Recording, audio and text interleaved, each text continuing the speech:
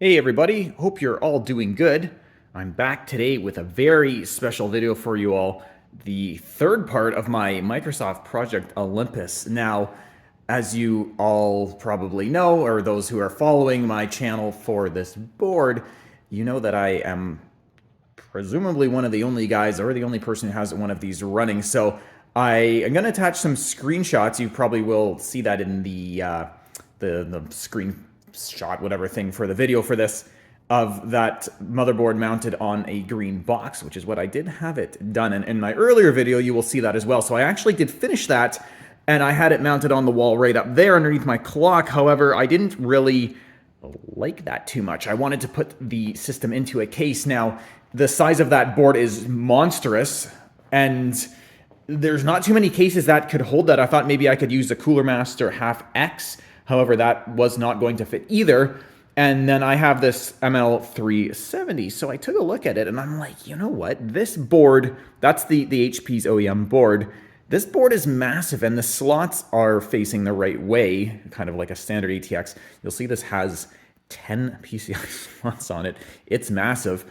And another reason is that it uses this here backplane with this power supply common slot that it slides into there, and then it uses cables that we're going to have to redo. Anyway, however, I could not get this thing to power up the board. Oh, sorry, power up anything else. I had just a fan plugged into it outside of being hooked up to this board. So that kind of killed that. Unfortunately, HP really locks this thing down. I couldn't get this to do anything, even just to power a LED or a fan, unless it was connected to this board. I think the main reason of that is because of this connector right here. But anyway, I'm not an engineer that much, so I couldn't figure that one out. So I thought, yeah, I still want to use these power supplies because when I had the board in the, oh shit, when I had I am selling this motherboard. When I had that, when I had the power supplies in there, I'm like, this is perfect. They fit in behind, and I want to use these. I have a 750 in there. Actually, I had two 750s, and this is a 430, I believe, that I wanted to, 460, that I wanted to use. But with this backplane, it wasn't working. So I thought, the board uses 12 volt only, the Olympus board. And I thought, well, what about one of those mining power supply backplanes? Because they export or put out 12 volt power. So long story short, I ended up using one of that. A lot of cutting was involved. I'm going to attach some videos now. I'm going to actually stop my video here and I'm going to tie in the videos of me cutting this thing up, and you'll just see how bonkers it was, because when I looked at this case, I thought, you know what? This is going to be close. It just might work. I might just be crazy enough to do it. So I'm going to pause this here now and attach those videos of the kind of measuring. I think I've got a video of me measuring it, and then I've got a video of me actually kind of doing it. So I'm going to attach those now, and I'll be right back here. So a little pre-assembly, pre-building video here for the Olympus system. I'm going to try to fit it into this G6 ML370 case. Now, the board is 16 inches tall, meaning this way, in and out. However, this case has about half an inch of clearance here. So what I'm going to try to do is cut this chunk out here, which if we look at the top, that's where the rail mount is. However, I have the tower kit for this, so that should cover it up. So I'm going to try to cut that out. Now this side I'm also going to cut out, but I'm going to cut it just where that line and the X's are. I'm going to leave this notch because this is for the piece on the other side where there's the bottom where the foot goes. And when I cut this piece here is going to be cut out. So I want to leave these notches here so that the case can slide, sorry, the tower panel can slide over top of this and not be flapping around there loose. So I'm going to try to cut this out here. I'm going to cut a notch out. I'm going to remove the fan brackets for the fan piece because I don't think I'm going to be using, I'm not now, going to be using the fan thing for this case. I can fit two of the drive bay, everything is removed. So when I cut this, I'm going to have to punch out these standoffs here and these notches that the G6 board would have used to hold. And I've got lots of room, so hopefully I can set this up. The board is going to overhang a little bit, but I might build a couple supports for that. But yeah, like I say, so gonna have to cut all this out here. Gonna cut a section of this all out down the side, all the way to the ends, and hopefully I can get everything lined up into here. So this is a gigantic case. Here's my foot for comparison. And yeah, we'll see how this works. So what I've done here, and don't mind the Pearl Jam in the background, is that I've cut out the slots here and also on the top here, so that the board hopefully has enough room. Now, the issue I was having was that I bought this nice board here for the power supply adapter. However, when the power supply is plugged into it, server Delta 750, it's actually just a little bit wider than the power supply, so it won't slide in there. So what I had to do, now guys, if you have any familiarity with the fourth gen Firebirds, you know that the fuel pump on the back, a common thing is to cut a hatch open in the trunk. So that's reminded me of this. Basically what I did is I cut an access hatch, so when I slide the power supply in, there's our connector, and then we can grab our power connector here. Don't mind, my bench is a total mess in the process of this. And then I can slide my connector in here from the back and connect it in there. So that should work, and then I can route. I already tested this. This was powering up the board fine, this adapter with this power supply. And then I can run my cable. It'll come out and it'll pop out right around here. So we're gonna try and hook this up and see how it works. All right, so we are back, and I'm here obviously because I actually managed to get this thing cut and fit and installed into this case. So let me set you down on my workout bike here, and I'm gonna open up the, why is that blurry? I'm gonna open up this case here for you. Apparently this like doesn't want to actually focus on the thing. I don't really know why that is. Okay, there we go. Let's just randomly zoom out. So I'm gonna open this up here for you. Let me go around. So like I say, this is the standard server case besides being heavily modified. So we can pop off our handle here, just pull this back. The case panel does get a little bit stuck because the feet on these have actually been kind of squashed. Whoa, my God, I'm just a case here today. The feet actually kind of broke when I was taking them off. They have like a clip, and then you clip them and they clip over. But anyway, the legs are a little bit squashed. I'll have to fix that later. But anyway, here this thing is in all its glory. I'm gonna grab my gun light here so I can actually light this thing up from inside. We're like a mechanic working on some sort of like mystery. I'm splunking this ridiculous computer. But anyway, here's the board. You'll see my cuts. I'm gonna try to guide the light so you can see this. I'll turn it on for you too. You know what, here, we have to turn this on with the manual switch, which is kind of annoying. You'll see it's kind of in the ready to rock kind of state now, getting itself ready. But you'll see my cuts there, so I had to cut out, I think it shows in that video, cut off at the bottom and also cut off there along the top. You'll see right that edge, you can see kind of uneven, but I have to say I did a pretty good job. This this board actually has just enough movement there. You can see it wiggle where it's not touching. Nothing is touching. We have basically one standoff right there with you can see the screw and then the bumper that I put on it, and we also have two standoffs at the top there that kind of hold this thing on. And not really a whole lot of going on, but what I did is that the panel for the case in behind this was a very sturdy back panel. So what I did is I actually put a bunch of kind of plastic bumpers around it to adjust everything. I'll be able to turn off this light here in a second because I don't know why I didn't do this before, but there we go. We got some nice LED lights installed in there. And so what I did is I put all hot glue around the board before, like obviously not hot and melted it on, but as like a baffle. So the whole back panel has hot glue around it so that nothing is touching the metal. This back, whatever you want to call it, metal piece actually came with a bunch of kind of plastic studs to start. So that was good because it stopped. Like I say, you don't want the board to touch and anything to short out. But anyway, board's mounted in there. It's got all the RAM. We've got the power supply. I can't really, sorry about that. Can stick you around the back there, but we've got our power supply plugged in with our server back plane. I'm sure I showed that in the video, how that's set up there. Runs around to our 12 volt. That's all this board takes is 12 volt. And I've actually used all the plugs on it as well to export power. Now it's a bit of a monstrosity of what's going on here. You might be able to hear my SAS disc clunking around, but for cooling, I've got the SAS disc plugged in, but I'm gonna undo those after this video because they don't really have much storage and they just run real hot. So I did switch the server fans from pushing to the left to the right, which made a big difference. I just used some alien tape to hold those on there, so that's pushing the air out. I did switch the video card, you'll see there, my 730 from the top slot from up here down to the mid area because it was getting real hot at the top there. I installed 3 fans. You see a nice 90s gamer one with the Viper and the blue lights. 2 by my NVMe there. And then the third, and then I also installed this piece of floppy disk with some duct tape on it so that this other fan here, because I was finding is that it was running good and cool, but the air was kind of coming up from the CPUs and then kind of getting stuck in this top area here, and then the video card was putting a lot of heat, and it was just kind of a bit of a shit show, for lack of a better word. So I added this fan here. So this fan blows right along, hits the floppy disk, kind of goes down, and then this fan sucks it out the back. So it all works very good. It stays cool. I added also on my LSI RAID card there, I added a fan. That's from years ago that I did that. I've had this card a little while now. I had it in my Dell Precision, but this is a very good card, very fast. It gets extremely hot, so it needs a fan on there. So I put the biggest one that I could. Everything is just hooked up. All the fans, the wiring's a bit of a mess. I tried to keep it as tucked around as I could, but everything is hooked up to the 5 volt.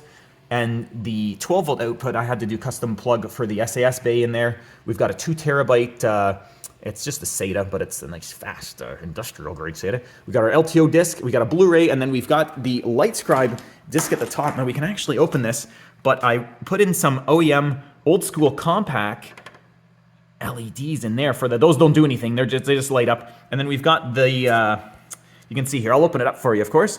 The notification panel thing, come on.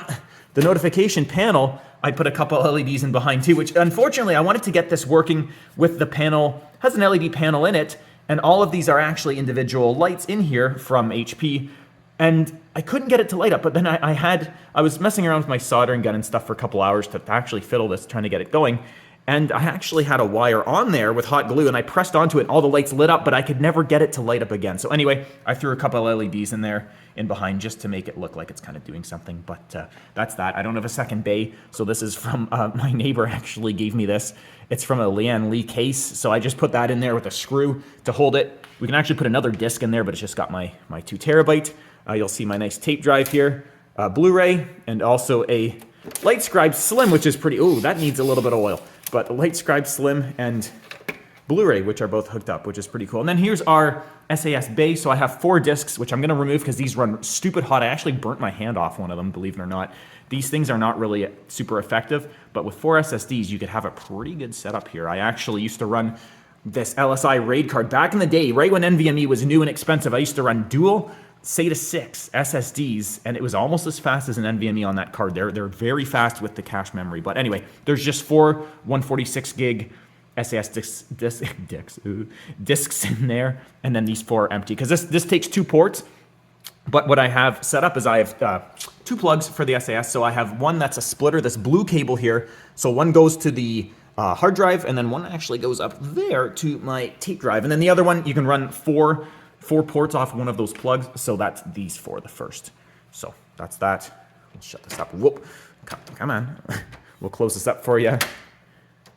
Click that in there, and that's that. It is in the case of the Proliant. So here, let me actually put I'm going to put the door back on this because I've done lots of testing with it off, but I want to actually do some testing and temperatures with it on and see how we do. So I know it stays pretty cool. These aren't exactly really high-powered CPUs, but it's important that we have proper cooling, of course, for everything. So I've got to fiddle that on there. It actually works quite well. Not complaining. It's a little stiff, but it goes on. So I've got some tape and stuff also in the way, but it looks pretty cool. And it's a good-looking case. My Proliant, obviously my favorite here. So let me bring you around here. I've actually got this set up with a dual monitor setup here. So this is a cool keyboard that's plugged in with, it's actually PS2, but we have our built-in mouse and obviously keyboard, but I have a USB splitter on that around the back. I don't know if I mentioned, but this has a 4-port USB card in the back and a Wi-Fi card that I added too. Let me show you those here. I meant to show that in the video, but good job. You dumbass, you didn't actually do that. So those are in the top there. And the top PCI slot is actually covered up, so it's don't have access to that, but we do have a quad port USB and the TP-Link Wi-Fi, which works good. It gives me internet access. So we are here, and I've got this set up on a dual screen setup. That's just a tablet, but this is actually my house with a security monitor, which I wanted for a while. So it's just mounted on the side there. But we'll try to put this so you can see both. Good job, I got junk everywhere. I'll try to do this so that we can have both screens on this video here. Maybe if I'm actually able to log in. The password is Olympus, don't hack me. We should be able to see both of these screens, but I'm just gonna stop the video here because I'm gonna adjust this perfectly, and then we will, actually, you know what, I might just do it so that we have access to the one screen. But I do have two screens plugged in for this little 1600 by 900 one here, and then it's actually 1366. It's less, kind of this Sansui no-name TV that I got for free, but it works good as a monitor. So anyway, let me set this up and then we'll do some testing. All right, so we are back and I've got the camera set up, so it should hopefully be recording okay. And excuse the quality of this. The screen isn't the best, but I don't want to use anything like a, you know, those OBS. I'm not really a big fan of those screen recorders unless I'm actually doing something purely based on the screen, which I mean, I kind of am, but whatever. You get recorded off my new Pixel 6a phone, which is really good. But anyway, here's my desktop. A nice picture of my car. You're welcome. I am a photographer in my spare time. But you'll see at the top here, I've got both CPU monitors rocking and rolling for the Xeon Silver. These chips are actually quite good for the $10, whatever that they are to buy online. They're very cheap. Obviously, the boards are the expensive part, but anyway, they clock down to like not even 1 gigahertz when they're just hanging out, but they're pretty good. What I'm going to do is I'm actually going to open not that performance test because it takes a few minutes to load. It's actually expired at this point, but I wanted to run a full pass mark on this after. We'll let that do its thing. What's this? We had the new Windows has also updated as well. So I have the new version of Windows 11 on here, which is not too different, but I've just noticed this. I don't know what this is here. One thing we can do is we can actually finally, after all this time, we can finally have the old school design of the taskbar here, so we can open, like if I open this, you know, File Explorer here, finally I have this at the bottom instead of everything in a giant crushed mess as what the hell is this? How can I help you? Go away. What even is this Copilot? You'll hear whenever you need me. Okay. Trans Am photos. Here are some cool Trans Am photos. Okay. Of course, I bet you $1 million it's Edge. Oh, okay. Well, I owe you $1 million then. Oh, yeah, here you go. This is great. Check this out. It's so good. Bro, not here. Yeah, thanks. You're useless. Gotta love this AI. Yeah, here, check this out. It's so awesome that it doesn't actually take you to anything fucking useful. Anyway, we'll go back to this now. Still loading. It takes a long time for this to load, which is quite funny. But what I'll show you here is actually the LSA. Yeah, bro, I swapped LSA, LSX swap in my Project Olympus system. But this is this thing was hair-pullingly annoying to get set up. I had to like install Java and do this and do that and do this. Like I spent probably an hour and a half getting this freaking thing to run just so I can configure my disks, because the Olympus system doesn't actually show option ROMs for the LSI card. It just kind of sat there and then it was stuck and then it wouldn't actually post. So I had to disable the option ROM in the BIOS for this card. It was, oh my God, it was driving me really, really nuts. But anyway, this is all set up to go here. And it's actually, once it's kind of dialed in, it works very well. I'm not going to complain. So we can click on it there. I'll just show you this quick. It doesn't really pertain to the system, but it is running on the Olympus board, which I think is pretty cool. That, you know, one of the main reasons I wanted to use that chassis was that I can put in the card and hook it up to the front bay to swap in those really crappy hot SAS disks that suck. But one thing I wanted to do on the performance test was actually compare the performance, because I have 4. I'll show you on here. Its name is Hot00 apparently. I have 4 disks. I don't know if I can just click on this and see it. Properties. I don't know. Can I see what it is? Or apparently view. Yes. Thank you. Oh yeah, perfect. Yeah. Let me just do some. There you go. I'll just read that over and get back to me. But there's 4 146 gig, 6 gig. Sorry, 146 gigabyte, 6 gigabyte per second, 10K SAS in there, and then this one is my 2 terabyte that's hooked up. The 2 terabyte on the LSI.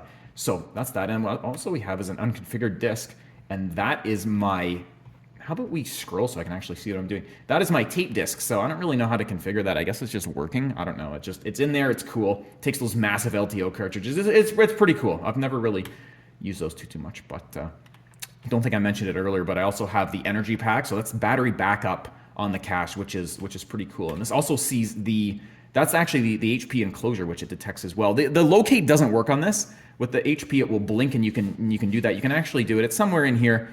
configure. There's whatever, this thing is so complicated. There's a way to do it where it will blink the disk and show you where it is, but that doesn't actually work. So we will now go to the pass mark test. You can see our temperatures are actually quite good. So the CPU before my little floppy disk RAM Air V there was running about 45 degrees. So this actually dropped at about 10 degrees, which was good. It's getting a little warmer now, but I mean it is doing something because we're running the pass mark. And you know what I'm actually going to do? Well, let's shrink this and keep it out. You see there, our GPU. So right now we're about 40 degrees on everything.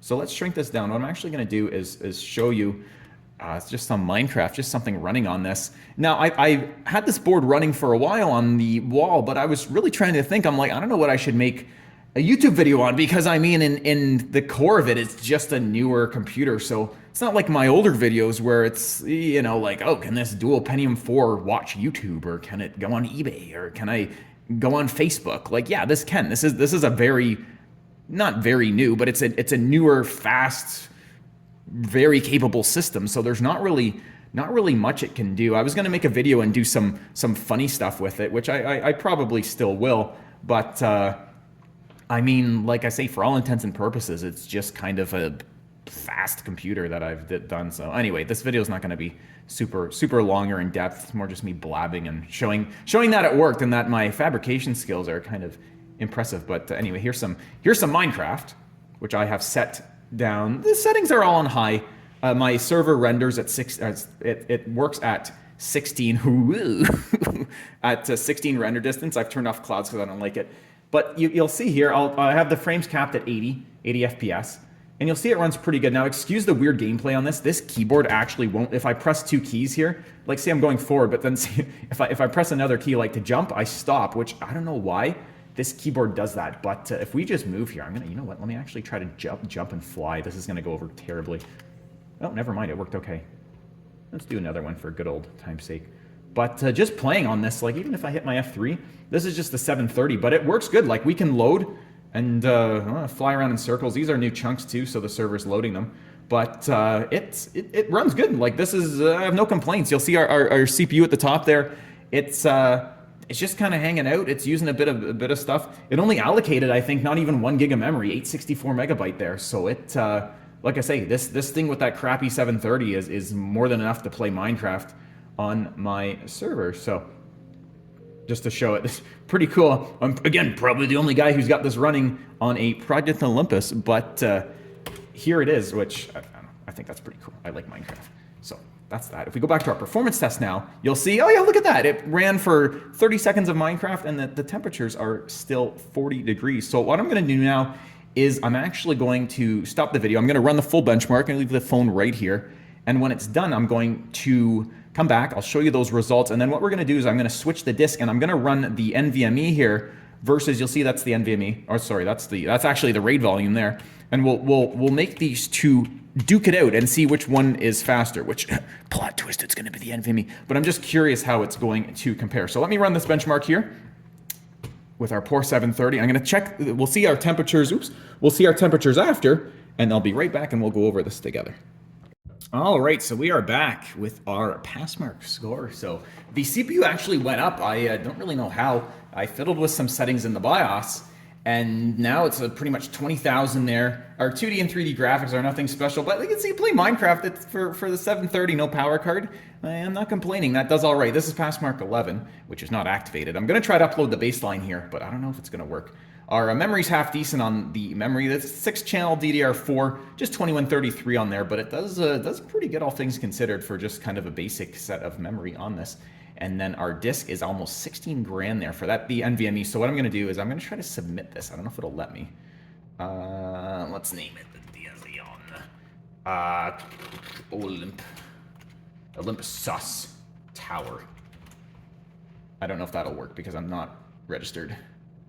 Oh, perfect. Okay, cool. Can I actually, I don't think I can actually see it in the database though. Maybe I can. Yeah, okay. Not in the trial. Apparently I can upload, but I can't actually see the other ones. So that's for another day. However, we did get that done. So what I want to do now is I'm just going to go to test and I'm going to, there's a way to do this. Anyway, so we're not able to actually run the disk on the OS disk for whatever reason. But anyway, what I wanted to go here was just check the temperatures, and everything is just about 40 degrees. GPU a little higher, about 45, but CPU and hard disks are 40, which is perfect. So this system runs really good. I'm not complaining. It's awesome in the tower. It's a lot more safe in there, I feel, than mounted on the wall. And it works pretty much flawlessly. The only issue is that we don't have a proper shutdown on this. If I go to shutdown and, well, we're going to shut it down, it will just kind of go, it'll shut down all of the windows and then kind of just sit there, and I have to manually shut it off, which works okay. But an issue that I had, which worked fine before, is that I was able to reset the machine through the desktop. However, now when I do reset, it doesn't actually reset. It'll do kind of the same thing as shutdown. So what I did, before I end this video here now, is I did a registry mod where you supposedly hold the right control and press scroll lock twice, and that's supposed to blue screen the machine, because I've noticed this because when I was working with the LSI adapter, I installed a driver update, or so I thought. Or no, I didn't install a driver update, and then tried to make a disk, and it blue screened the machine, but it restarted properly. However, Windows Update and actual, the actual reset button doesn't do this. So what I'm going to try now is control double scroll lock. Oh, and it actually worked. What a surprise. So we're going to see if this actually restarts the computer instead of the what do you call it there? The reset button doing it, if it doesn't actually do its job. So let's see if this is going to actually work. I would be surprised if this, look at that, and it works. So we can actually do this, and we can restart the machine with the scroll lock. You know what? I'm not even going to go into the whatever setup. I probably missed it anyway. But just for comparison of how goofy this Windows is, and I know for a fact, if it goes into the setup, I'll show you here, is that it actually, well, okay, it's going to go to Windows. But if we actually restart it in the setup, like if you do save changes and restart, it will reboot fine. So it's something with Windows. I saw maybe it was due to fast startup. I don't really know too much, but I'll let this load here. You'll see it takes a second just because of the tape drive. Actually, believe it or not, it kind of seeks that disk, and you'll hear it kind of banging around in there. Oh, this is actually fast today, but maybe they changed it, or maybe it fixed itself.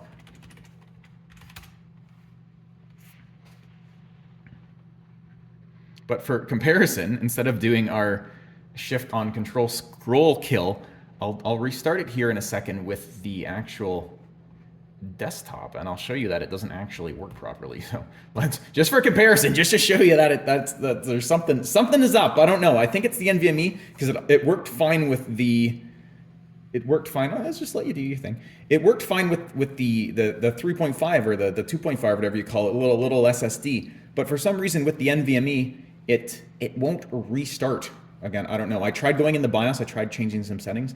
I'm not really too sure, but we'll give it a second here, even though I know it's not going to actually do anything. So what we usually do now at this point, if we can call this a shutdown, is that we got to go over here to the machine, and we'll just shut it off. So how I have this set up is that it's hooked up to my 5, 6 port power bar there with this plug. So what I do is that if I'm going to shut it off, because you see it didn't actually restart itself. So what we do is we just click this, and that shuts the whole machine off. And then if I want to use something like my light or whatever, I'll just unplug this guy here, and I'll just leave him kind of hanging. I should probably get something better for that.